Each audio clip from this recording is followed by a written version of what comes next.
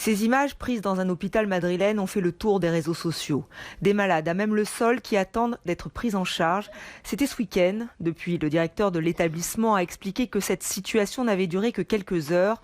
Mais l'Espagne est aujourd'hui en première ligne avec 2669 morts selon un tout dernier bilan. Beaucoup d'Espagnols ne cachent pas leur désarroi. Ce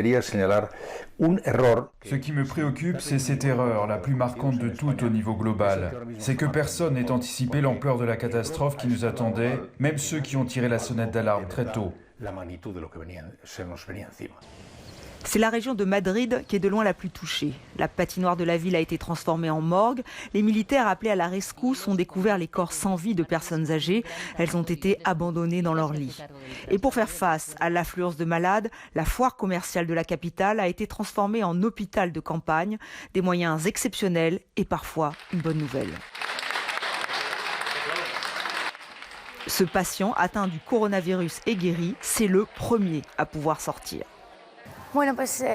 Nous avons eu notre première décharge aujourd'hui et nous espérons que nous pourrons continuer à libérer chaque jour davantage de patients et qu'ils rentreront chez eux et que tout cela reviendra progressivement à la normale. Un personnel soignant salué tous les soirs par les Espagnols. Le pays est confiné depuis le 14 mars pour enrayer l'épidémie. Les autorités veulent prolonger l'état d'alerte jusqu'au 11 avril.